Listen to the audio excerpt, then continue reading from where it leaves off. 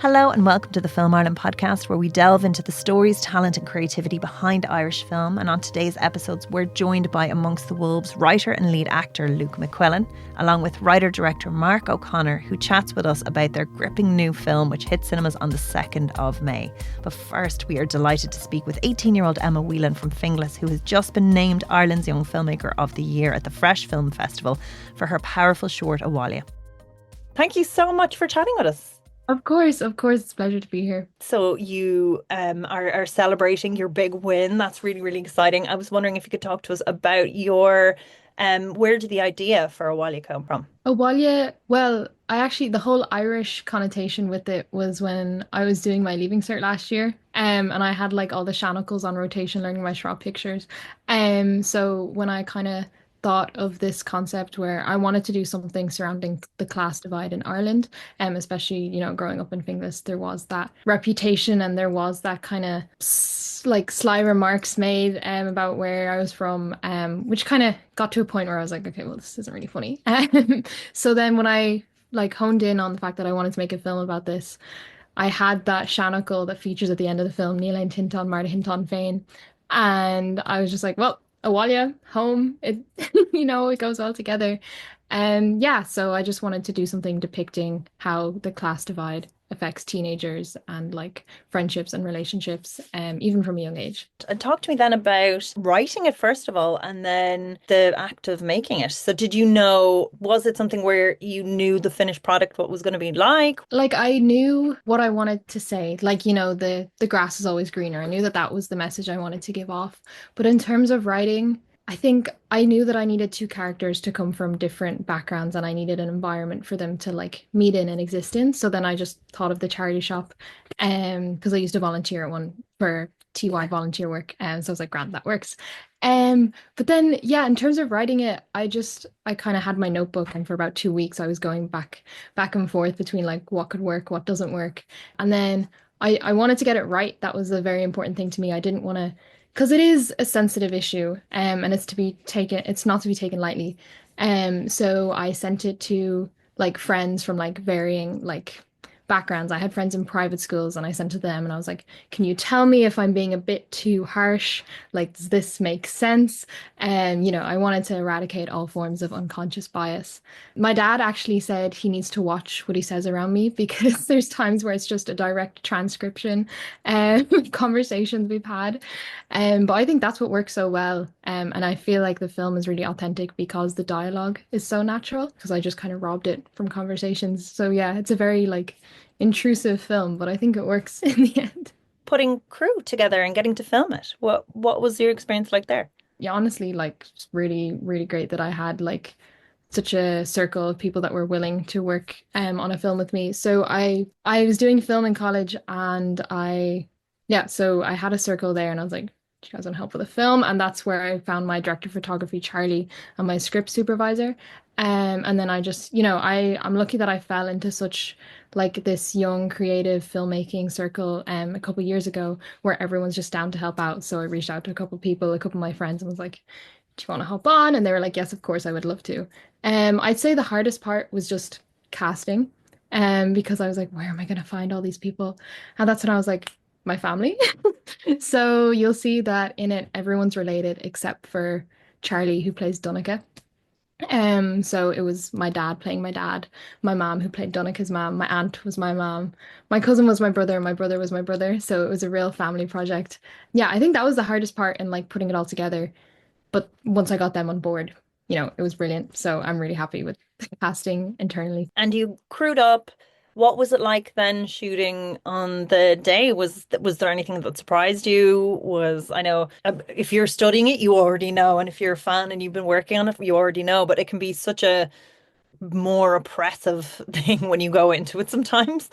Yeah, like again, because it's such a, it's a personal, important story. So I was like, oh, I'm not sure how filming's gonna go, like what the morale is gonna be like, especially. But like we had great crack, we were all friends, so we all like had such a good time together, and a lot of laughs on set. I'd say the main thing was being the director and then being in it came with its own challenges. And they were like long days and they were like intense, not intense, but challenging. But, I think it was a good challenge and I'm glad I did it. I don't think I would do it again, but if I were to go back, I would do the same thing, if you know what I mean. Like, I'm happy that I was in it. I'm happy that I directed it. But going forward, I think I'll stay to just the one role when working on future stuff. And which one would that be? Because they're very different. That is true. I think next time I'm directing something, I'll stay off. And Um, what was there anything there that sort of came up that was surprising? Like basically, film shoots are loads of small fires that you're kind of constantly putting out. yeah. Um, I see. I think because we filmed in my grandparents' house and that like was relatively smooth. I think the one issue we had filming outside was it was during the election campaigns, so there was like a bunch of posters in the back, so we had to turn them around because we didn't want to be, Um, and then I think filming in the charity shop again was so handy. SVP and Ballymun were like so understanding, so kind. They just let us into the shop on the Sunday when it was closed to the public, which like helped us so much. Um, and the one issue there was the sun was just blinding. And so we had to figure out how to cover that up. And then at the end, this like still annoys me to this day. They're one of the final scenes in Awalia where they walk out the charity shop and they say a couple lines to each other. It was so quiet for the entire day, but in that one scene, like all the cars seemed to just be like constantly coming through, and we could not get a clear take for dialogue. So like you can tell watching back, you're like, oh, it's a bit, yeah, but it's part of filmmaking. Um, I'm trying to think. Yeah, other than that, you know, I think all the like issues that we faced were small enough, like nothing hugely impacted the rest of the film. So straightforward enough. Well, And in terms of then editing it and getting it all, I suppose these are probably things as well that you're really going to come into play when you're putting it together. What was that like? I'm putting it together. Well, it was just me editing, which I think worked well, because I had a vision, and I think And what do you edit on? I edit on DaVinci Resolve, so just on my laptop. And it was relatively simple because in terms of editing, it wasn't asking for too much, as in I was just putting, the clips together, and then trying to make the audio slightly better. Um, yeah, that was it. Like it was a very simple, like I would do an assembly cut, a rough cut. The editing stages were very like hot and cold because at one point I'd be editing, I'd be like, oh, I love this, and then I'd be editing another time, I'd be like, I can't show this to anyone ever.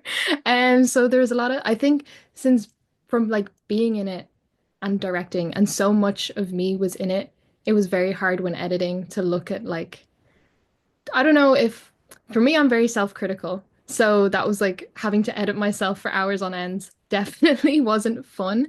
And I think like it probably would have been easier had it been someone else in it. But I think then I sent it to other people when I was like, is this okay? Like, can I show this to other people? And then they came back with like, this is good, you're doing good. I was like, okay, I can breathe a little. But yeah, editing was just challenging in terms of like I was critiquing my own work a lot, which is difficult when you put so much time and effort into something and it's not turning out how you want it to, causing you to panic a little bit. But then it finally came together in the end, and I'm very happy with how it is now. But editing was challenging. Yeah, so now you are an award-winning filmmaker. Tell me about what your experience was like at Fresh. Oh my God, it was so good. Like Fresh, they go above and beyond every year. It's so great that they have so much faith and they encourage so much young people to be creative and to share their voice. And so we walked in straight away. There's like red carpet. There's like cinema screenings. Like it's mad. Like it's so cool. And the fact they put this on every year, and being able to watch. That was the first time I watched Awalia on a cinema screen like with an audience, which was really, really cool. And getting to see audience reactions was great. And then, there was a bit of food, there was a bit of like paparazzi were there. And then the actual awards were insane. I went in, there was my chair, there was the chair with my name on it. All my crew came in, we sat together. And then it got to when they announced the top three. And we were sitting there and I was waiting for them to call the first place winner.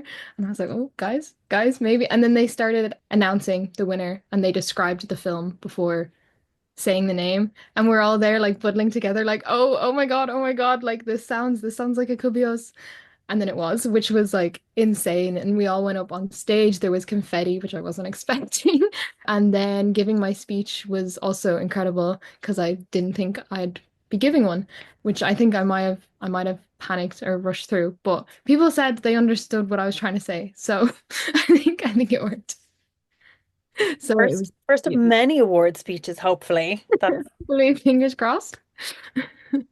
And what was it like then to see, like, to have your award-winning film and you've been interviewed now for newspapers? It's like it's made to the press. Yeah, like it's just crazy. Like I did not think that the film would have gone this far. I know one thing as a filmmaker, I need to be more sure of my work. I need to be more confident. I think it's just, I don't know, and I think it's an Irish thing as well. It's like, ah, yeah, but it's whatever, you know what I mean? No, and it's actually just insane, and because it is such an important story to me, so being able to talk about it and showing it, and people showing that they care about the story, like I was very concerned that I was like being dramatic when making it. And I was like, oh, what if people just think, oh, she's this drama queen, like this crybaby, whatever. But now people are coming to me being like, oh my God, I resonate with that so much. Like that's so true. And that's just an amazing feeling, like above all else, seeing like other people relate to it. As much as it sucks that they do relate to it, but seeing that, you know, like you're not alone in this kind of thing is incredible. And have you thought about the stories and things that you'd like to tell next, or are you just basking in that kind of achievement at the moment? I think I definitely have a couple things that I want to make films about. I have a lot of things I want to make films about. I have a whole like list on my phone. But I think definitely more kind of social issues like that kind of stand out to me. At the minute, I don't know. Right now I'm just trying to gain as much experience as possible. I'm working on friends' sets as well. So I don't know when I'll be directing my own thing or writing my own thing next. But yeah, I have a couple ideas. Well, you'll have to come back and chat to us then because I that's would love really, to. really exciting and it's such a great celebration. You must be thrilled. It's like actually insane, and just seeing the support from my family. We have a big family group chat, and just seeing them all like pop into the chat, like even after I was on the Ray Darcy show yesterday, and seeing all them like type in, and then just seeing like all my friends text me like, "Oh my God, Emma, like you can't wait to see you on thing," and it's so crazy because it's like, but it also goes outside of like my family and my friend group. Like these are like, there's wider audiences that I'm reaching as well. And just seeing strangers like come back to me with like, oh my God, I loved your film. It's such a surreal thing. Like it's actually so strange, but it's so beautiful as well. Well, congratulations and thanks so much for chatting with us. Thank you for having me. Now let's welcome Mark O'Connor and Luke McQuillan as Amongst the Wolves hits cinemas on the 2nd of May. So first have a listen to the trailer here.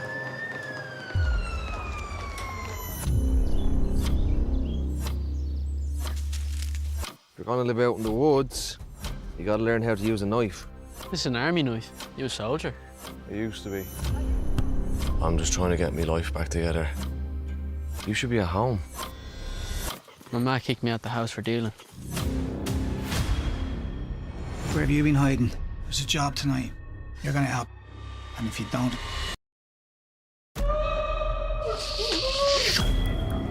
I need your help, man. I don't know what to do. You're never gonna speak to him again. Oh, what? I don't like the sound of that. He's not safe. We need to get out of here. They'll kill him. All right, pal. Where are we going? I don't know what else he's capable of. Put him down. You have to tell your daddy that I say hello. You swear it was a monster or something. This time he couldn't run away. I'll come after you. When I got home, everything felt different.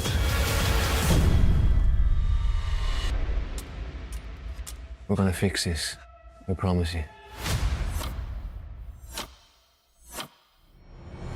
Thank you guys so much for agreeing to chat with us. Yeah, no worries. Thanks for having us. Yeah. It's very exciting. And I really want to get down into and dig into this project. But I was wondering if first you could talk to me a little bit about your journeys separately and then how you guys came to collaborate together and be familiar with each other's work. So what I might do is start with you, Mark. Yeah, so well, I've started off. I've made some feature films, and I did a TV show called Darklands, and Luke was actually in Darklands. Going, this is back 2019, just before COVID, and yeah, Luke was played a role in that, and we stayed in touch. We became friends actually, and I actually did an MMA fight, and Luke kind of helped me a little bit with that, along with a few other guys like Dane. And so that was cool, and we were always talking about ideas, and then Luke came up with this idea for this film, and I was kind of developing another script that I was trying to get off the ground, and I said I'll help you with some script editing. So we kind of worked like that, and then eventually I got so involved in it, and I really started to feel very passionate about the story and about the themes and the issues, and we really connected on all the ideas. Like we really have a similar kind of taste, and yeah. So then I just kind of came on and got more involved, and we organically kind of worked on it together, and worked on the story. And I want to really dig into that specifically and go through each bit beat by bit. But actually, I just think what's so brilliant about you is how you go for it. The projects that you pick, that you build them from nothing, and you kind of create them from nothing, and it has led to great success. But you're still kind of pushing through. And I was wondering, even if we go back a little bit further, leading up to shooting those feature films, if you could just even go into that, because I just think that's, it's like everyone can be waiting for permission sometimes, but that's the thing that's the most exciting about your career. Well, thanks. Like, it's just like I'm so passionate about making movies, I think, and like I've kind of been offered, some projects. Like I was offered this film in America and stuff, and it was, a good like 5 million budget, but the script was just so bad. That it was just like, how am I going to go and do that? Because I know other filmmakers have done that, and it hasn't worked out very well for them in the UK, Ireland, and so I don't want to do that. So I really am just trying to make stuff that I'm really passionate about myself, and I'm all happy to do international movies or to do movies outside of Ireland, but I just want to make not certain types of movies, but stories that I connect with, stories that resonate with me, and that's kind of what has happened with my films, because they've all been set here, and because people have asked me, like, why don't you go to London or go to America? It's like, I'm not going to go there unless I have a script that's set there, or someone gives me a script that I feel really, really passionate about, invested in, that I think that I could visualize this. Working with Luke down on this Amongst the Wolves, I could just see it all. Like Luke could see it all as well. So we really like knew what we were doing together. My next film, I think, hopefully will be set in France. It's a comedy, so that will be outside of Ireland, but and outside, very much like what we've seen before as well in certain areas. Something set in France and something funny. This is so weighty and dramatic and tense, and yeah, like it's I'm into all types of genres, like every genre. I love, comedy, horror, action, whatever it is, as long as the characters and story.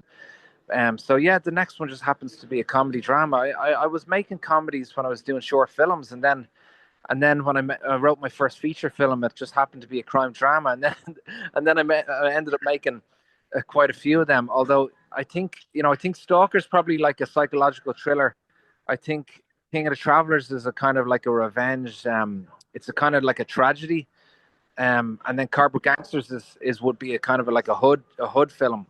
But they're all kind of in the crime genre, so it's just the way it's kind of worked out.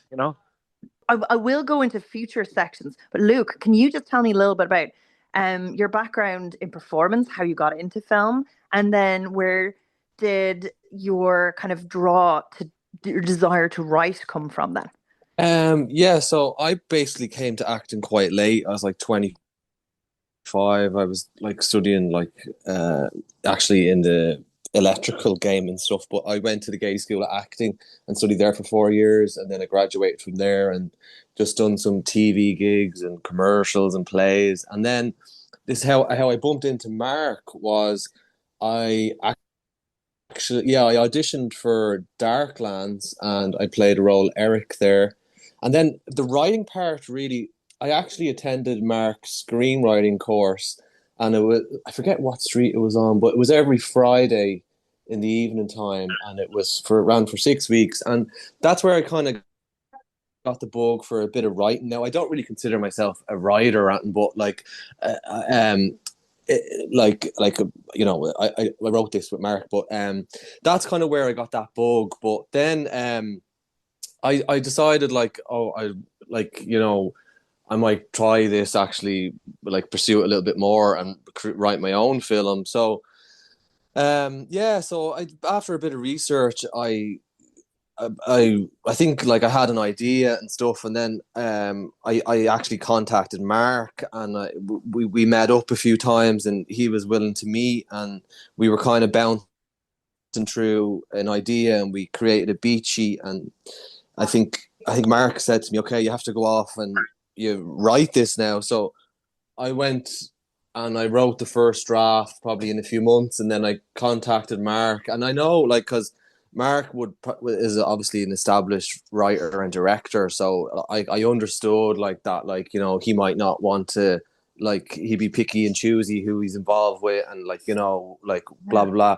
But after he read the first draft, like, he was like, oh, this is, you know, he actually just came all in, and we just spent the next few months just he done a draft, I done it, and we just completely just start reworking ideas and scripts, and meeting up and what this could be. But you're also like, you know, because this is all like with no money or anything, so you're also trying to like create a film in your wheelhouse, like in your realm, like, you know, like, because so that's kind of difficult. Like, you know, everyone would love to use like an explosion or whatever, but you know, you need money to do that. So that was kind of, that does have it to play in it as well. But like, while we're on this, just very quickly, I really want to stress that there's not a lick of any visual essence of this film that gives that away. And actually, thanks. it looks like very clever writing where, you know, instead of an act of violence, we see an aftermath of an act of violence. But that Yeah. really leads,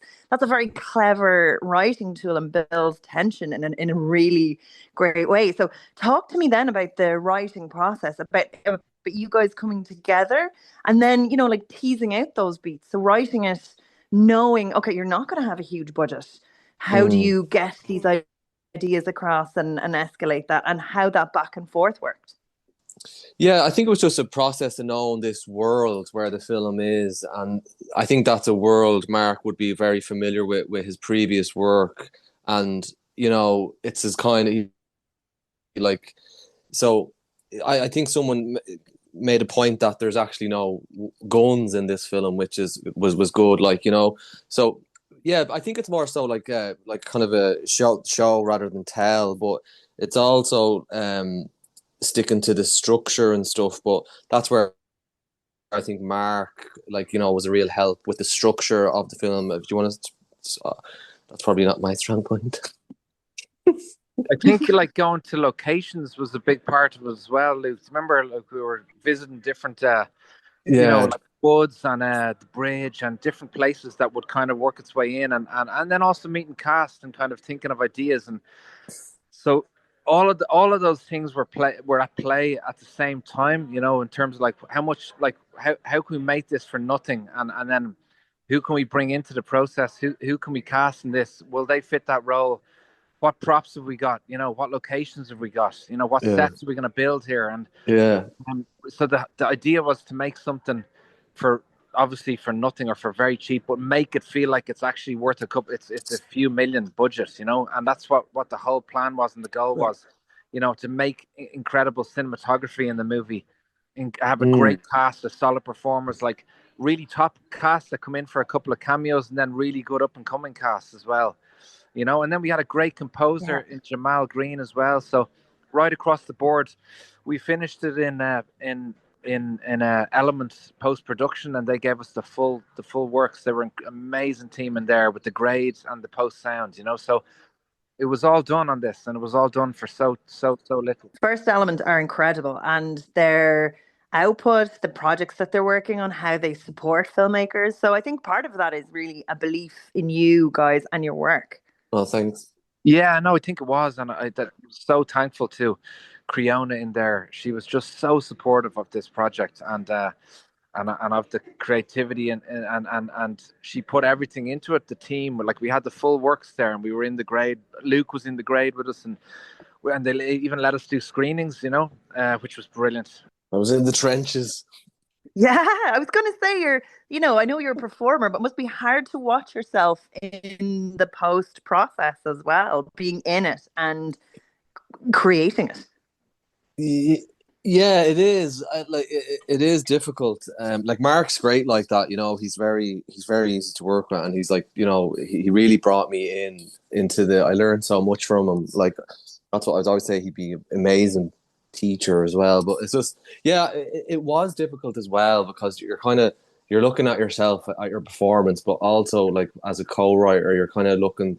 But I think I was able to kind of separate myself from it and be like, okay, let's just make sure this works as a film. There's a story here, and there's it works, because if you get too in your head about this, like, because sometimes there was a lot of stuff that was cut out of it, like certain scenes, and they're like that didn't work, and it's just like, you can get a bit precious with it, but it's all for the benefit of moving the story forward and the film. But I think what we ended up with was a really strong, powerful film that's like, a good time on it as well. Like, there's all these things play into the like with streaming and stuff, it's, as you know, like, but And in terms of when you were writing it, was there an element of, okay, so we're going to look for funding that's going to be too slow to come through or not coming through at the right pace, and we're going to do it that way? Or was it something you always knew? We're like, we're no, gonna do yeah, this like, so regardless, like, now, like, I thank me lucky stars that like Mark did come on board, like, because what he obviously brings to the table as well is, he's like the contact man as well. Like, he's like the gangster of filmmaking underworld, like, So he has this black book that no one gets to see, and it's locked away, I don't know where, and it's just it just things happen, like,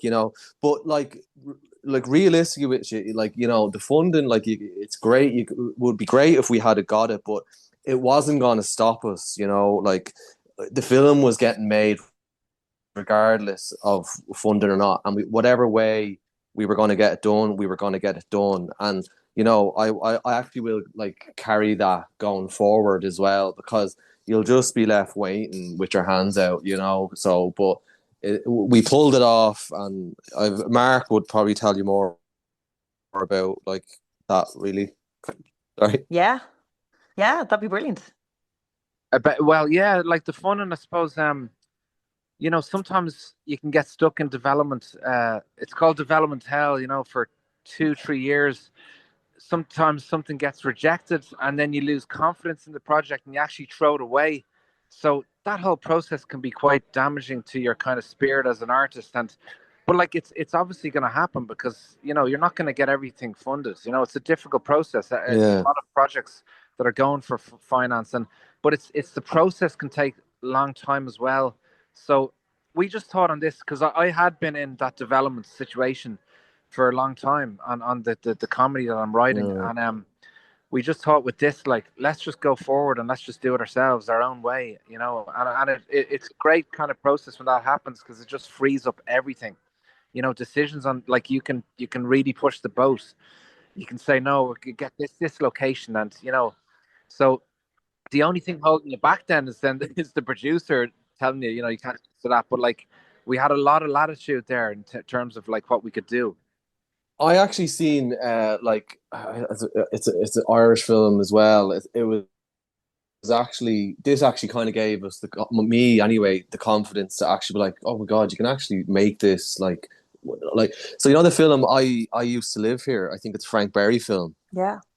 Well, I think I read an interview, like, he actually shot that over 7 months only on the weekend, Saturday and Sunday. So he shot the film like 2 days every weekend, like, and then, because I think also you can get in your head, like, well, we did it on this, like, short shoot, you shoot the film in whatever 18, 19 days or something, but like, you can do it your own way as well. Like, at the end of the day, you need actors camera people, like sound, and you just want to get people involved who are passionate about it as you are. And I think people can just like put barriers in front of themselves, and they're actually just slowing themselves down. So like you can making a film. We're like, I don't think we're like trying to land on the moon, but it's just you just need to go out and do it, and you have to have the passion and drive to get it done. And if people are telling you like, oh, you need funding, like obviously you do, but like you obviously can go out and make a film without funding as well, like we did, and find a cinema. So I hope it actually spurs people on to get out and make more films, Just to achieve the look as well. Like, I mean, it's just there's such a polish there, but it's such a kind of strong visual Yeah. piece of cinema in terms of prepping for that and organizing those shots and kind of getting that level of polish. How do you guys kind of prep for that and organize that ahead of the shoot? Well, I think Mark brought on Ignis. He's our DOP, and I think that's actually his first feature film. And it was just really like visiting the locations and like Mark, do you want to speak on that, or do you like? Yeah, like working with Iggy, in prep for that and working out the shots in particular and the look, the cinematography.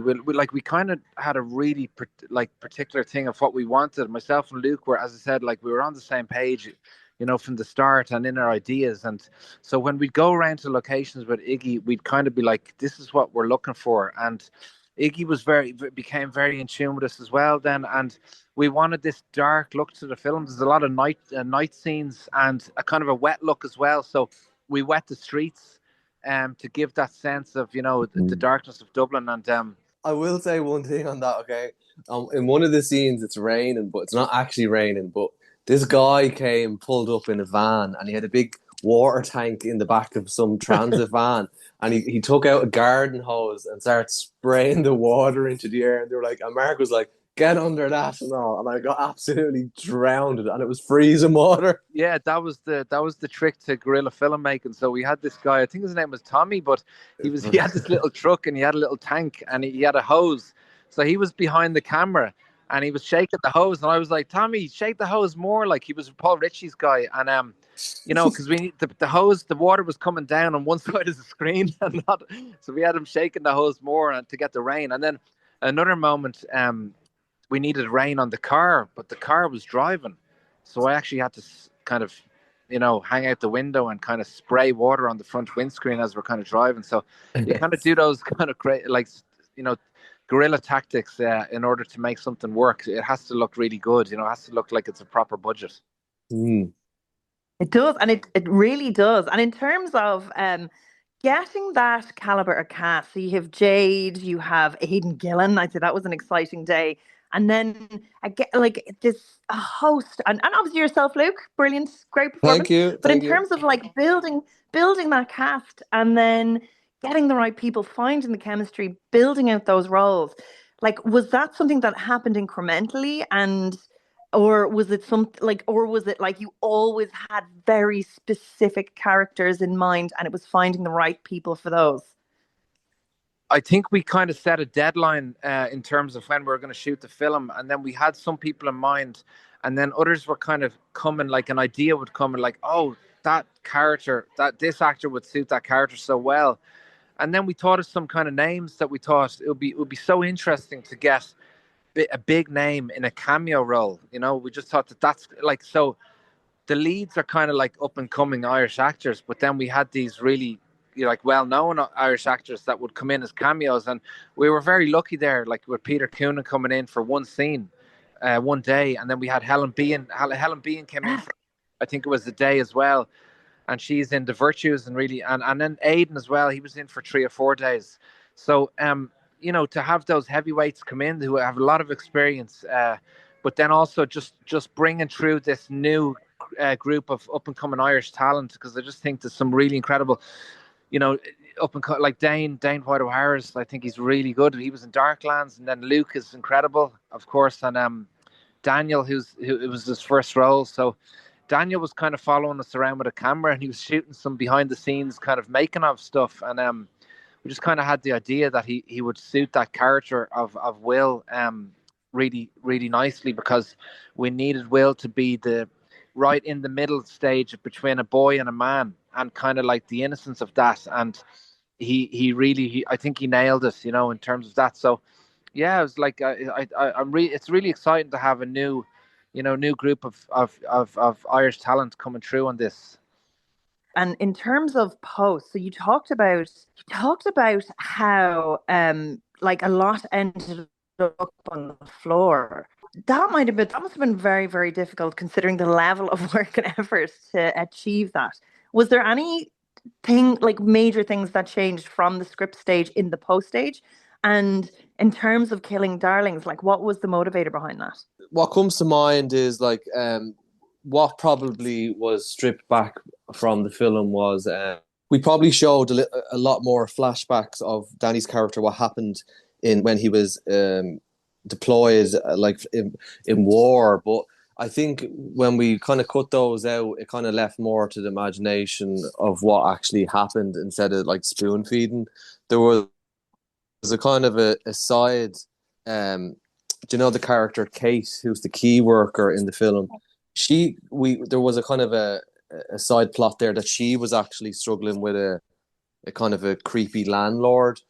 Those were just scenes, and they were great scenes. I know Mark didn't found it difficult to cut them out, and they were brilliant, but it was kind of slowing down the pace of the film, I think. And yeah, there were some great chase scenes, and I'm gonna start crying now.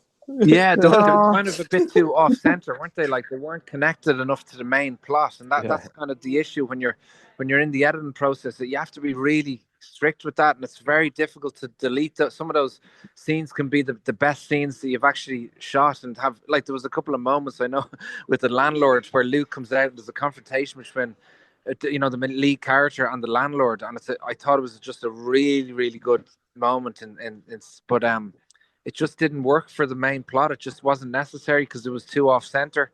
We'll release it, yeah. And then the chase scene as well, it was so visual. It was probably the best scene cinematically, epic. But it just again, you have to kill your darlings, as they say.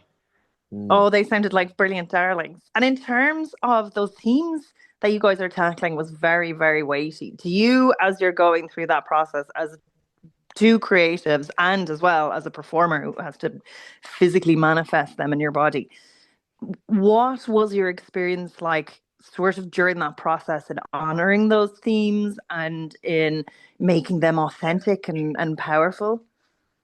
Yeah, I personally think like Luke was coming to the table with certain things in his head that he was very interested in, and I was coming with my own things, and then we kind of met in the middle. It was almost like synergy and kind of worked together, and they kind of blended perfectly in a way where we really understood each other, and they kind of molded into what it is, So I'm sure Luke can talk on his side. On my side, I've always been interested in the idea of the rescue story and standing up for what's right in terms of anti-bullying. Like that's a very big part of how I see things. I think probably because I witnessed some things when I was younger. My brother was bullied, and so it's kind of like that stuff kind of organically works its way in. And I think it's probably in Stalker as well, an earlier film that I made.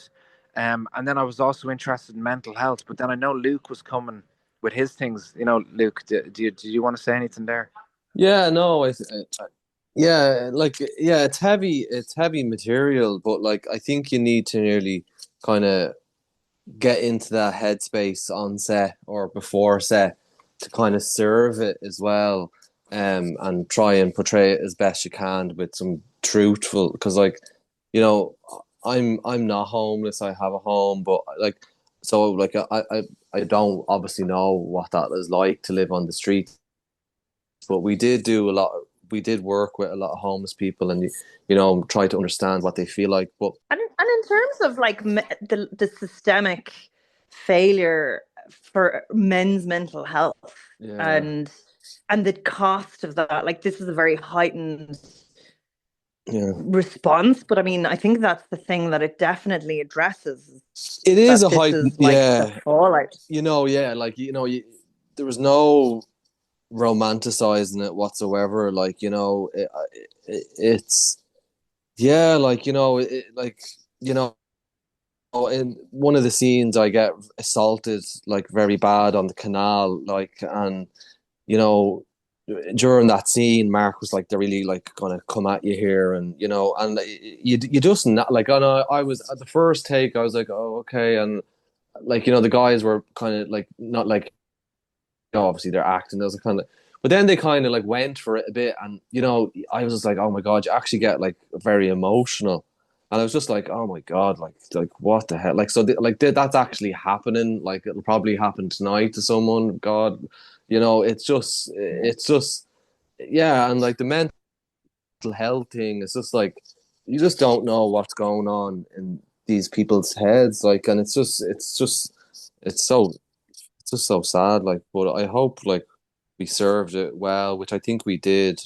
um yeah, like actually a friend of mine actually, we spoke to, like, actually served in the Royal Irish Regiment. Now, none of those things happened to him, but he was kind of my go-to for the kind of the mental health side, because he said that like some guys did be stationed at like checkpoints and like cars and trucks to be coming towards them, and they have to check for IEDs, but sometimes they go off, and you're just like, That was so actually another kind of a plot that we had as well. yeah. We had a scene with like a kind of a where he gets kidnapped, isn't it, by an ISIS guy. We actually shot that scene and it got cut from the film, but it was a really good. I thought it was a really good scene, but yeah, it didn't make its way in.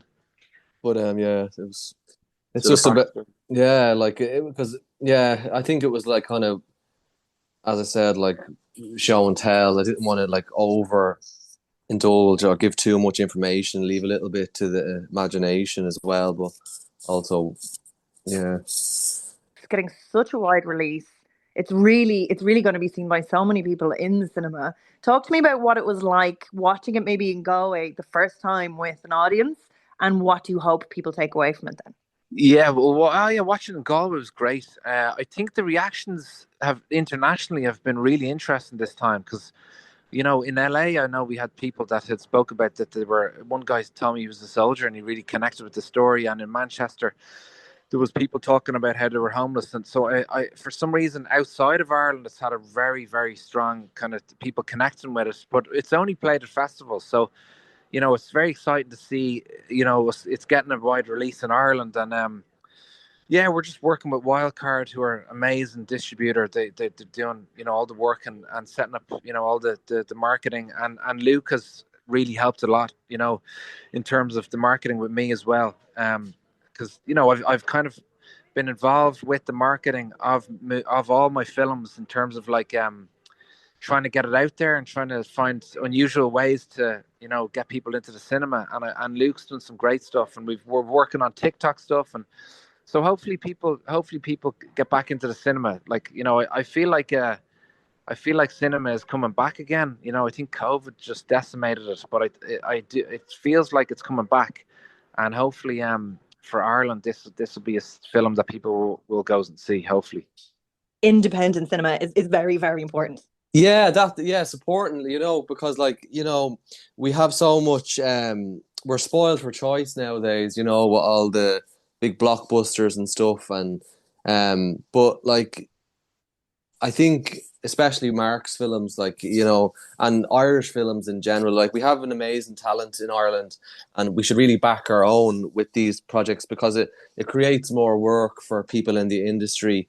And yeah, like I think everyone loves an Irish story, and like, you know, Dublin's a beautiful city, and I think we capture that as well. You know, like, you know, the nitty gritty, like cobble blocks of Dublin. You know, people like these films. It's just it's about getting out and supporting it, and as you said, it really excels on the big screen. You know, in the cinema, it's not the same. Well, like it is going to be going on streaming services, but I think the best way to experience it is in a cinema, on the big screen, and really, really settle in and enjoy it. You know, with your popcorn, M&Ms. Absolutely. Thank you so much for chatting with us. Oh, thanks so much for having us. thanks a million for having us. If you enjoyed this episode, don't forget to subscribe to Film Ireland wherever you get your podcasts.